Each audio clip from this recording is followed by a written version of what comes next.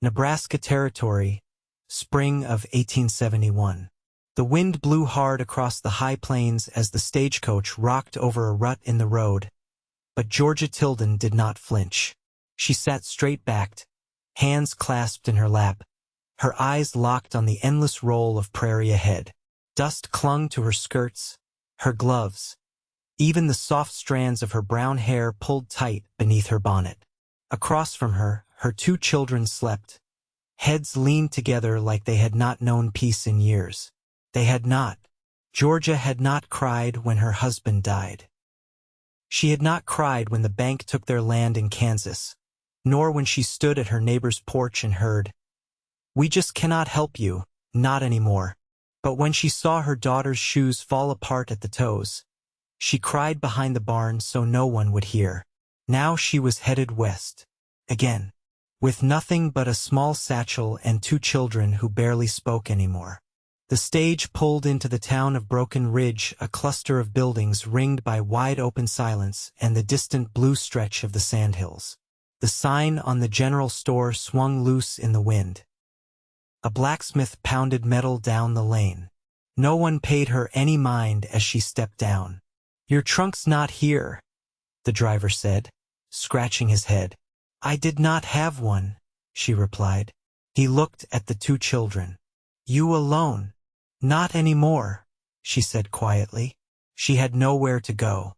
She had answered an ad in a worn paper, help needed on cattle ranch. Room and board included. Widows with children welcome. That was all it had said. No name, no details. But Georgia had nothing else to chase. The man was late. She waited outside the town's livery with her children pressed close. Her son, Peter, was 8 and silent. Her daughter, Polly, only 5, clutched her doll so tight the fabric tore. Georgia was about to gather them and walk anywhere when a rider came up the road. He was tall in the saddle, broad across the shoulders, dusty from the trail. His horse was dark-coated and calm beneath him. As he drew closer, he tipped his hat. "Georgia Tilden?" "Yes," she said, blinking against the sun. He dismounted in a single, smooth motion. His face was sun-worn, with a sharp jaw and kind eyes that studied her quietly. "Name's Trace Adler." "You answered the ad." "I did." He glanced at the children. "These yours?" "Yes." He looked back at her. "Well, ma'am, you are braver than most." She did not know what to say to that. He reached for her satchel. "Wagons this way. Ranch is just past the low ridge. Not far." She hesitated. "You live alone?" He nodded once. "I do now." They rode in silence. The wagon creaked and the wheels found every rock. But the land opened up as they left the town behind. Grasses brushed the sky, and the horizon stretched so far it felt like falling forward. Trace drove with one hand on the reins, the other resting on his thigh, steady as the wind. The ranch was modest, just a house, a barn, a corral. Fences needed mending. One chimney leaned a bit too far. But it was clean, and when Georgia stepped down, the porch boards did not groan under her weight. Trace showed her the inside. "One room'll be yours and the children's. I sleep in the bunkhouse." She looked at him, uncertain. "You hired me for housework? And to help look after things. Cook, clean. Might be fence work too if you are willing. I pay what is fair. And you all eat as long as you are here." Peter stood behind her, staring at the floor. Polly clung to Georgia's skirts. "I will work," Georgia said, "but I am not used to handouts." Trace studied her again, slower this time. "I am not used to giving them." They shook hands on it. That night, she tucked the children into a bed that smelled of cedar. She sat up near the fire, her hands idle for the first time in days. Trace had eaten quietly, thanked her for the stew, and gone back outside.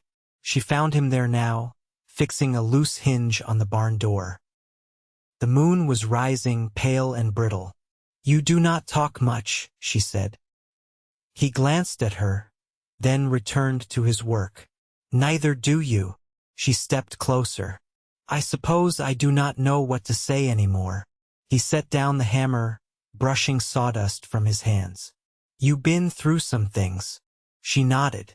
He watched her for a moment, then said, Do you know what you want, Georgia? She looked down at her hands. No, not anymore. He did not push, just nodded once and said, Well, maybe you do not need to know all at once. Things grow, even out here. She almost smiled. What about you? He looked out over the dark hills. I lost my brother 3 winters ago. Been running the place alone since. Figured I would keep going till it ran me into the ground. She looked at him, really looked. And now? He met her eyes, steady and quiet. Now you are here. She blinked, caught off guard. Trace stepped back. I will let you rest. Long road behind you. She stood there a moment longer, watching him disappear into the dark. Then she turned back toward the house. The next few days passed in rhythm. Georgia scrubbed floors, patched curtains, cooked meals. She taught Polly how to gather eggs and Peter how to carry water. Trace worked sunup to sundown, fixing gates, training skittish colts, hauling hay. He never asked more than she could give, but always noticed when she gave it. One evening, after supper, Peter followed Trace outside without a word. Georgia watched through the window as they stood near the corral. Trace handed the boy a rope, showed him how to loop it. Peter nodded, jaw clenched, trying to hide how much he cared. Later, Georgia found the boy asleep in his bed, fingers curled from holding the rope too tight. The next morning, she made coffee and brought it out to Trace where he sat mending a saddle. He took it without looking up. Thank you. She sat beside him. Peter likes you. Trace looked at her. He just needs someone to see him. She nodded. They both do. I try, but I do not know what I am doing anymore. I do not know what love looks like. Trace set the saddle aside, turned fully to her. Maybe we can build it together. Her breath caught. He was not smiling, not teasing. He meant it. She looked at his hands. Calloused, steady. Hands that had built things, fixed things. She looked back at him. You want to? I would not offer if I did not. The wind moved gently across the yard. A dove called from the fence rail. Georgia looked down at her lap, then up at him again. I want to try. Trace nodded, once, like he heard the weight in her voice, like it mattered. Then he reached out, not for her hand, but to tuck a loose strand of hair behind her ear. His fingers brushed her cheek, warm and sure, and for the first time in years, she felt like maybe she was home. By the time the lilacs began to bloom in the thin soil by the well, the rhythm of the ranch had settled into something that resembled quiet steadiness. Georgia rose before first light, coaxed the stove to life, and moved through her tasks with a sense of purpose she hadn't known she'd missed. Polly had taken to feeding the chickens before breakfast, and Peter spent more time outside now, shadowing Trace as he worked the horses or checked the south fence. Georgia had not asked for more than what Trace had offered, and he had not pressed her for anything she wasn't ready to give. But something had shifted between them since the night she'd said she wanted to try. It lived in the way he caught her eye across the barnyard, and how his voice softened when he asked after her day. It was a beginning, small and careful, like the first green shoots after the thaw. One late afternoon, Georgia stood at the laundry line, pinning shirts that bore the wear of labor and wind. The sun hung low, casting long shadows across the earth. Trace approached without speaking, his hat in his hand. I've got to ride to the north pasture tomorrow, he said. Cattle been pushing past the creek bend. Thought I'd take Peter with me. She nodded, reaching for a clothespin. He'll want to go. He's been asking about the land up that way. Trace watched her a moment. I was thinking maybe you and Polly could come too. We'd pack a bit of food, camp for the night. Just a day out, nothing hard. Georgia paused, her hands still. I haven't been farther than the edge of the ridge since we arrived. It's good to see something new once in a while. He looked off toward the distant hills. And I figure if we're working at something together, it might help if we had a little time without walls between us. She met his gaze. All right. They left at sunrise, the wagon creaking beneath bedrolls and tinware. Georgia wore her shawl despite the warming season, and Polly perched between her and Trace on the bench seat, her small boots swinging above the floorboards. Peter rode ahead on a gelding Trace had been gentling for weeks. He wasn't ready to ride alone far. But Trace kept a watchful eye. The land changed as they moved north. The grass grew taller, more wild, and cottonwoods clustered near the water's edge. Georgia didn't speak much, but she watched everything, how the clouds rolled like waves across the sky, how Trace's shoulders eased once they left the last fence behind. They made camp at a bend in the creek where the water curled slow and clear around a stand of willows. Peter helped Trace hobble the horses, while Georgia laid out bread and cold beans on a cloth atop a flat stone. Polly picked flowers and tucked them behind her mother's ear. That night, after the children had fallen asleep beneath quilts, Trace stoked the fire with measured care. Georgia sat across from him, arms wrapped around her knees. I used to think if I just kept moving, I'd stay ahead of the emptiness, she said quietly. I don't know if I was running from something or toward it. Trace poked at the kindling. Sometimes it's both. She looked at the flames. I didn't think I'd ever have room to feel anything again. Grief takes up so much space. He nodded slowly. I know. She turned toward him.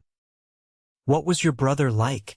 Trace leaned back, resting his elbows on the log behind him. Stubborn. Bigger than me, louder too. He could rope anything that moved, but he'd forget where he left his boots half the time. He built that barn beam by beam. I never did get the hang of the angles like he did. Georgia reached for a stick, drew a line in the dirt. I used to think my husband would outlive us all. He was strong, sure of everything. I envied that about him. Trace's voice was quiet. Do you miss him? She didn't answer right away. I miss what I thought we had. But no, not him. Not really. The silence wasn't heavy. It settled around them like a blanket, shaped by understanding. Trace added another log to the fire. You said once you didn't know what love looked like. I think maybe it looks like this. She tilted her head. What do you mean? He gestured toward the sleeping children, the fire, the stars above them. It's not always a thunderclap. Sometimes it's showing up every day. Carrying water. Listening when it's hard. Letting someone rest. She watched him, her expression unreadable. And what if I never feel it the way I'm supposed to? He met her eyes. Who says there's a right way? The crackle of the fire filled the space between them. Georgia stood, walked to where he sat, and lowered herself beside him. Not touching, not leaning, just there. I don't know what comes next, she said. He didn't move. You don't have to. They sat like that until the fire burned low. When she finally leaned her head against his shoulder, he didn't speak. He just turned slightly so she fit more comfortably there. And in the stillness of the night, with the grass whispering and the creek murmuring nearby, it felt like something had begun to root quiet, sure and steady. The wind came in from the west, carrying with it the scent of sage and the whisper of far-off cattle. Georgia stood at the edge of the field, her apron damp from washing, hands idle for once. The land had begun to green in earnest, soft tufts of grass pushing up through last year's brittle stubble. Trace was across the yard, squatting beside a fence post with a hammer in hand and a measure of wire looped over his shoulder. Peter trailed him, holding nails in a tin and nodding at whatever Trace said. His brow furrowed in concentration. Polly sat on the porch with a stick and a biscuit, drawing patterns in the dust. Georgia turned from them slowly and walked out past the barn, where the earth sloped down toward a dry gulch. The sky was wide and pale, and the silence was different now, no longer hollow, but waiting. Later, she found Trace near the tack room, oiling a bridle with deliberate care. She stepped into the shade, brushing her skirts free of dry grass. "I need to ask for something," she said. He looked up without pause. "Go on. I want to find work in town just one day a week. Mrs. Harrow said she could use help mending linens. I'd like to earn something for myself." Trace leaned back on his heels. "You think I'd stop you?" She hesitated. "I wasn't sure." He set the bridle aside, wiping his hands on a rag. "You don't owe me anything, Georgia. You do more than your share here." "I know. That's not why I asked." He studied her for a moment. "You want something that's yours." She folded her arms. "I do." He nodded. "Then take it." She hadn't expected it to be that simple. She looked at him a long moment. "Thank you." Trace stood slowly. "You want me to take you in on Thursday? I've got to pick up seed from the mercantile anyway." "I'd like that." That night, Polly curled herself into Georgia's side and murmured a question about whether ducks could live in the barn. Georgia kissed her forehead and said she'd ask Trace in the morning. She didn't mention the ache in her back or the worn seam in her only good dress. She just lay still, listening to the girl's breathing, and thought about how many mornings had passed without her noticing the sun. 2 days later, Trace returned from the far pasture late, dust in his hair and a scrape on his forearm. Georgia met him at the pump with a pail of water and a clean cloth. "What happened?" "Fence gave way, old cedar post split down the middle. Got caught on the wire." He sat on the porch steps, wincing as he stretched his arm. She knelt beside him, dipping the cloth and wiping away the blood. "You need to let me look at this properly. I'll survive." "That's not what I asked." He looked at her, face unreadable for a moment. Then he nodded. Inside, she cleaned the wound by lamplight, her hands sure, her voice quiet. "Peter wants to learn to ride bareback. He asked me this morning." "He's ready," Trace said. "He just doesn't know it yet." She glanced at him. "You never push him. No use rushing a boy who's still finding his feet."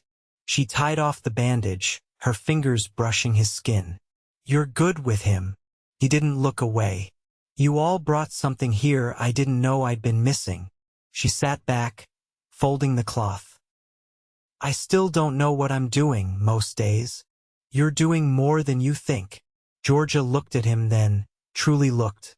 "You say things that stick." Trace smiled, faint and tired. "I don't say much. Maybe that's why it matters." The wind moved through the house, lifting the edge of the curtain. The fire crackled low in the hearth. He stood, slow and careful, and rested his palm lightly against her back. "You should eat. You've been on your feet since dawn." She turned at the touch, unexpected but unhurried. "So have you." He left his hand there a moment longer, then let it fall. "I'll be out in the barn if you need me." She watched him go, the quiet weight of his presence still lingering in the room. On Thursday they rode into town together. Polly stayed with Mrs. Brannock, who lived 2 houses down from the mercantile and had more quilts than she could ever use. Georgia walked through the store's back door with her sewing kit tucked under her arm and her chin lifted. Trace waited outside, mending a wagon wheel and swapping a few words with a passing rancher. When Georgia stepped out near sundown, hands sore and thread nearly gone, he looked up from his work with a nod. "How was it?" he asked. "Honest," she said, "and quiet. I liked it." They drove back in silence, the wagon creaking over the hard-packed earth. The sky burned orange and gold as the sun dipped low, and the first stars blinked into view. As they reached the turnoff for the ranch, Georgia looked over at him. I don't want to be careful forever. Trace didn't answer right away. He kept his eyes on the road. Then he said, You don't have to be. She watched the line of his jaw, the stillness in his hands. Then maybe I'll try letting go of some things. I'll be here when you do. She didn't know how to say what that meant to her. So she reached across the space between them and rested her hand lightly on his. He didn't speak. He just turned his hand over and held hers. The wind was softer now, as if the land itself had exhaled. Spring had settled into full bloom. The cottonwoods leafed out in pale green and the pastures thick with new grass. Georgia stood beneath the clothesline, folding linen still warm from the sun, while Polly gathered yellow violets near the porch rail. The air smelled faintly of sun-warmed wood and something rising hope. Maybe, though Georgia would not have used the word aloud. Trace had spent the morning shoeing a restless bay colt, and his shirt clung damp with sweat when he stepped into the breezeway for a drink. Peter trailed after him, boots scuffed and shirt untucked, a boy who no longer flinched at being seen. Georgia poured water into a tin cup and handed it to Trace without a word. He drank, then wiped his mouth with the back of his wrist. Colt's half wild, he said, but smart. Took the bit better than I expected. She nodded, folding the last sheet. Peter says you let him hold the rasp. Did well with it. Got a good hand. He'd never touched a horse before we came here. Trace looked down at the cup, then out toward the barn. He's figuring things out, same as the rest of us. Later, after the evening meal, Georgia stepped out with a basket of scraps for the pigs and found Trace leaning against the fence, arms crossed, eyes on the fading light. She hesitated, then crossed the yard to stand beside him. I got a letter, she said, from my sister in St. Joseph. Trace turned slightly. You hadn't said you had family. I hadn't, no. She glanced toward the horizon. We weren't close. She married a banker. Has a parlor with velvet chairs and lace curtains. I haven't seen her in years. He waited. She said I can come stay. Said she'll take the children. Let me rest. Trace's jaw didn't tighten. His arms didn't drop. But something in his stillness changed. Do you want to go? He asked. Georgia shook her head. I thought I might at first. But when I read her words, I realized she doesn't know me. Not anymore. Trace looked at her then, not pressing, just present. I don't want a house where I'm a ghost in a chair, she said. I want to plant things. I want to teach Polly how to make bread that rises right. I want Peter to ride that colt without a saddle by summer. Trace's voice was low. Then stay. She looked down at her hands. I've always gone where someone else told me to. My father, my husband, the bank. Even that letter, I almost let it decide for me. Trace reached over the fence rail and picked a length of dry grass, holding it between his fingers. You don't have to be led anymore. No, she said. I don't. He turned to face her more fully. You've been carrying everything since the day you stepped off that stage. You don't have to do that alone. I don't know how not to. Then let's learn. They stood in the hush of twilight, the sky deepening to lavender and the birds quieting in the hedge. Trace dropped the stalk of grass and stepped closer, careful, slow. Georgia, he said, his voice rough at the edges but sure.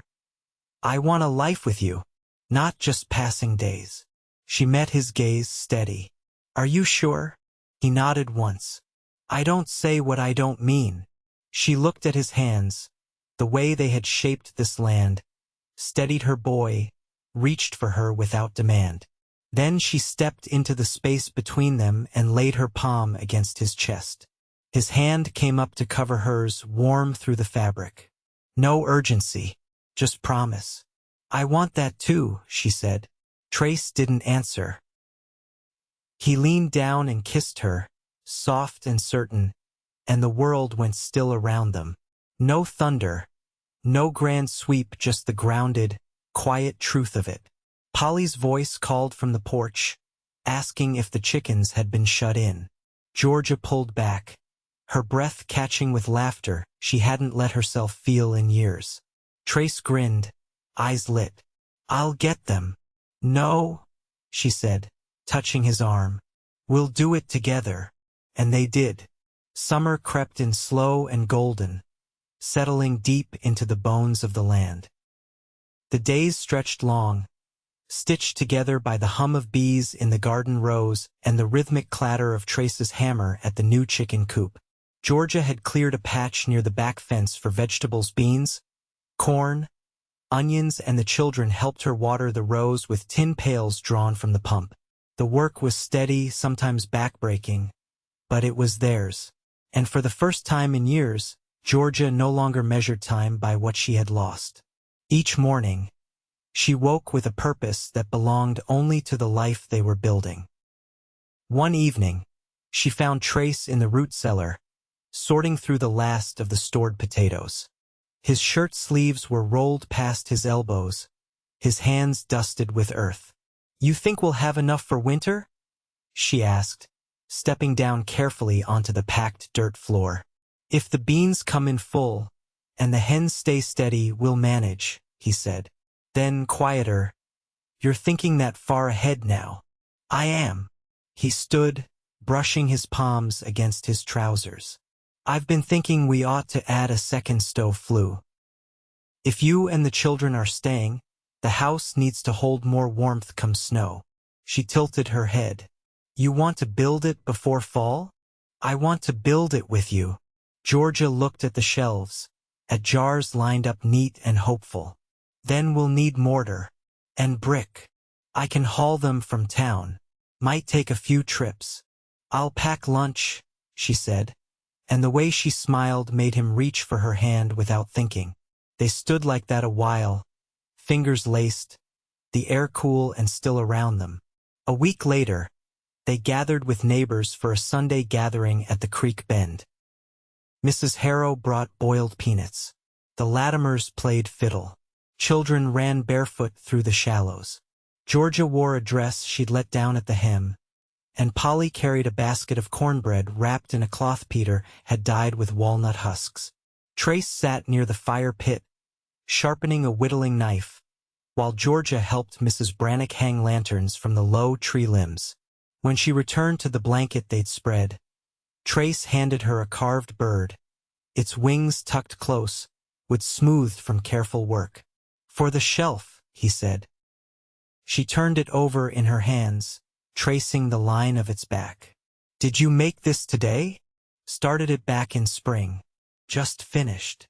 Georgia looked at him, her voice caught somewhere between breath and gratitude. "It's beautiful. I wanted to give you something that stays." At dusk, as folks began packing up baskets and calling to their children, Peter asked if he could ride ahead with the Latimer boys. Trace nodded, but only after Peter promised to wait at the fence until they arrived. Polly, worn out from sun and play, curled into George's side in the wagon before they'd even turned toward home. The road was quiet, wheels crunching over soft dirt, the sky streaked with the last lavender of day. Georgia leaned her head back, watching the stars appear. "Did you ever think it would feel like this?" she asked. "No," Trace said, "but I hoped." She looked over at him, her voice steady. "I want the children to know this is their home, that I'm not going anywhere." He kept his eyes on the road. "Then we should make it official." Georgia blinked, not sure she'd heard right. "You mean, I've got my mother's ring. It's plain, but it held her marriage near 30 years. I'd like it to mean something again." She didn't speak at first. Then she reached out and touched his arm, not to stop him, not to question, but to anchor herself. "I want that too," she said. "I want you. All of it." Trace turned to her, his brow soft with relief. "Then let's marry before the frost sets in. Before the days shorten." Georgia nodded. I'll sew the dress myself. They reached the house just before full dark. Peter sat on the porch steps, watching the fireflies dance across the field. Georgia helped Polly inside, then folded the blanket from the wagon and took Trace's hand as they walked toward the door. Autumn came in behind them, quiet and gold-edged. They married on a Sunday afternoon in late September, just behind the barn with the cottonwoods turning above. Mrs. Harrow brought a basket of wild apples. Peter wore his best shirt and stood beside Trace, his chin held high. Polly scattered dried petals from the garden path all the way to the porch. Georgia's dress was simple, the color of unbleached muslin, and she wore her hair braided and pinned back with the same bone comb she'd carried since Missouri. Trace's ring fit her hand like it had always belonged there. Afterward, they sat beneath a sky full of wind and light, eating cornbread and roast chicken while the neighbors laughed and passed jars of cider. Georgia leaned into Trace's shoulder as the sun slipped low, and he kissed the top of her head with a care that held no doubt. That night, once the fire had burned low and the last dishes were stacked and the children had fallen into their beds, Trace turned to her in the quiet room and said, "This is the life I never knew I needed." Georgia touched his face and answered, "We built it, piece by piece." And they did. Through winters that howled and springs that softened, through evenings spent watching the sky darken together, through every fence mended and row planted, they held to one another. Not with grand declarations, but with steady hands and days full of doing. In time, Polly learned to bake sweet bread without burning the edges. Peter grew tall and sure and took to schooling the younger ranch boys on Sundays. Georgia filled the shelves with jars of peaches and beans, and Trace added a second room to the house with his own 2 hands. And when the wind blew across the porch in the late afternoon, it carried nothing of sorrow, only the sound of laughter, of boots on floorboards, of hands reaching across a table meant to be shared. They lived long and well, together, always together.